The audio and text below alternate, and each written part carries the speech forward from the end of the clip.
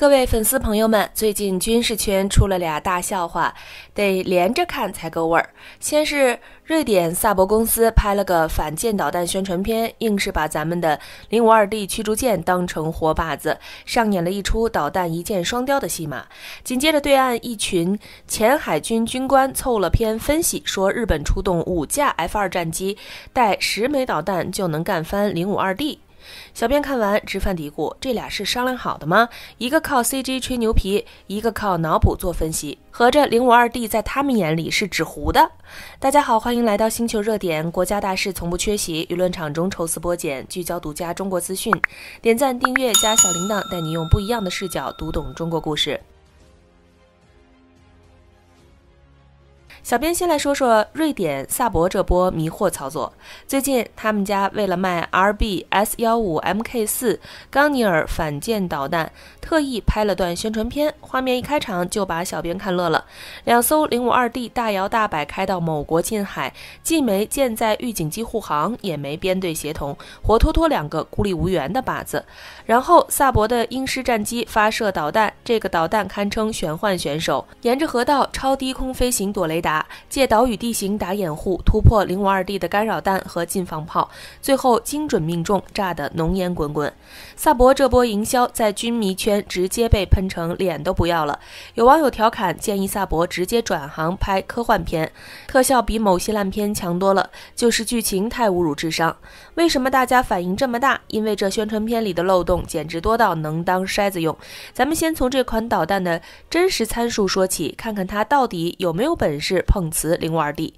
根据公开资料， RBS-15 MK4 是款高亚音速反舰导弹，最大射程号称超过300公里，能从战机、军舰和陆基发射，主打一个低空掠海突防。单看这些参数好像有点东西，但咱们得结合 052D 的防御体系来看，这导弹的短板就全暴露了。首先，它不是隐身导弹，没有隐身修行设计，这在现代海战里就是个活靶子。 052D 搭载的 346A 主动相控阵雷达，探测距离远，多目标追踪能力强，对于这种非隐身目标，根本不用等它靠近就能发现。更关键的是，现代海战是体系对抗，萨博宣传片里那种 052D 孤舰闯敌营的场景，在现实中根本不可能出现。咱们的 052D 要么跟着航母编队行动，要么组成驱护舰编队，天上有舰载预警机和舰载机巡逻，形成多层防空圈。别说 RBS-15 MK4 这种高亚音速导弹了，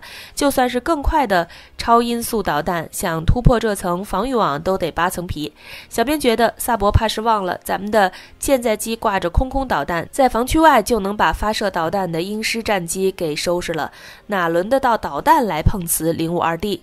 再说说末端拦截， 052D 上的1130近防炮射速高达每分钟上万发，被称为万发炮，形成的密集弹幕能把亚音速导弹打成筛子。还有红旗10近防导弹，专门对付近距离的来袭目标，拦截亚音速导弹简直是专业对口。萨博宣传片里把1130近防炮拍成摆设，纯属为了让导弹命中而刻意弱化我方装备，这种定制化的剧情也就骗不懂军事的门外汉。其实萨博这么干，说白了就是碰瓷营销。这些年，国际军售市场竞争激烈，美国的鱼叉、法国的飞鱼占了大半江山，萨博的 RBS-15 没啥存在感，于是他们就想了个歪招，把中国海军的 052D 当成流量密码，试图通过能打穿 052D 防御的噱头吸引眼球，尤其是想卖给菲律宾、澳大利亚这些在亚太地区搞事情的国家。但小编猜测，这招大概率行不通，毕竟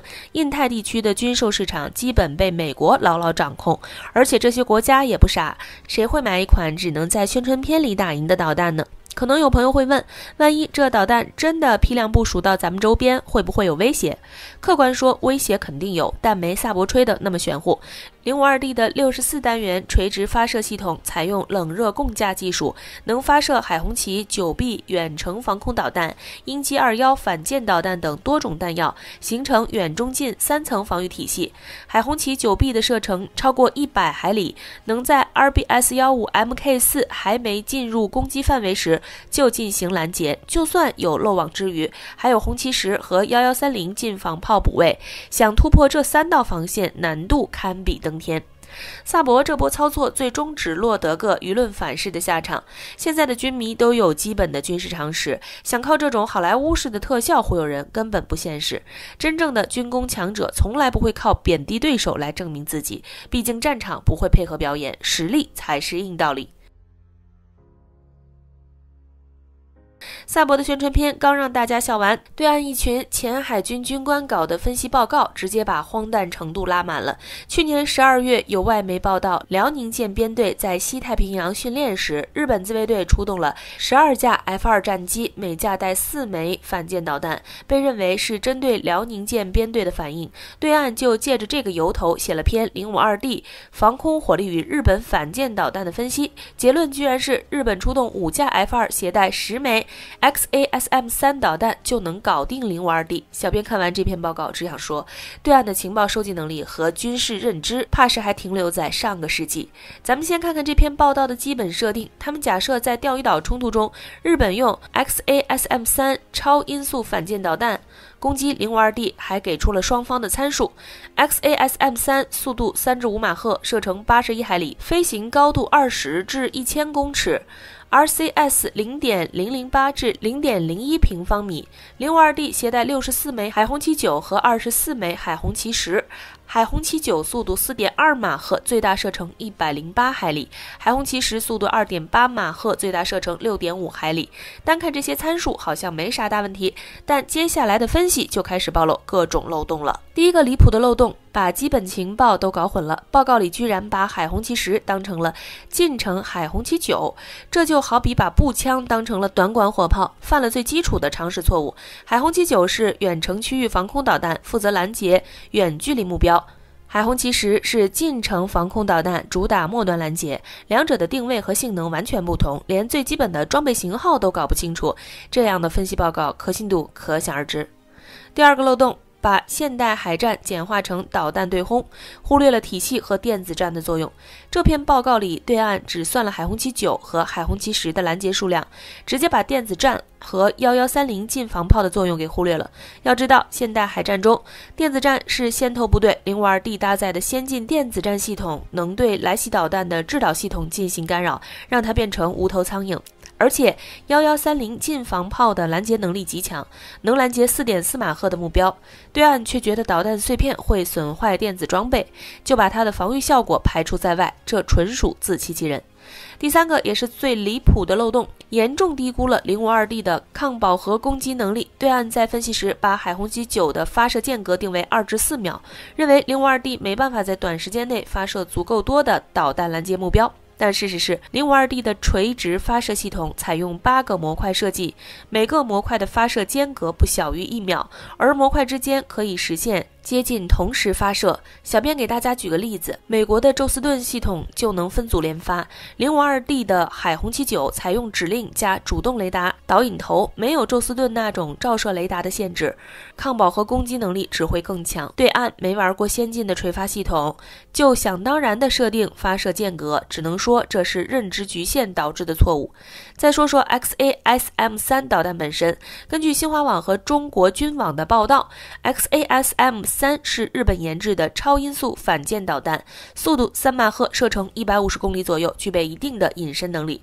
客观说，这款导弹的性能确实不错，但也没到能轻易突破 052D 防御的程度。首先，它的射程虽然有150公里，但 052D 的海红旗 9B 射程更远，能在它发射前就对载机进行拦截。其次，它的隐身设计在低空掠海时效果有限，受地球曲率影响， 052D 的雷达能在有效距离内发现它。最后，就算它突破了远程拦截，还有海红旗10和1130近防炮等着它，想命中 052D 根本没那么容易。对岸得出5架 F2就能搞定 052D 的结论还有一个致命错误。假设 052D 单件硬扛 F2 机群，在现实中 052D 从来不会单独行动，尤其是在钓鱼岛附近这种敏感海域，必然是编队行动，有舰载预警机、舰载机和其他舰艇的支援。日本想出动5架 F2就突破咱们的编队防御，简直是痴人说梦。而且 F2战机的作战半径有限，想靠近 052D 编队，首先得突破咱们舰载机的拦截圈，能不能活着发射导弹都是个问题。小编觉得，无论是萨博的碰瓷营销，还是对岸的离谱分析，都反映出了一个事实：随着中国海军实力的增强，越来越多的国家和势力开始关注咱们的装备，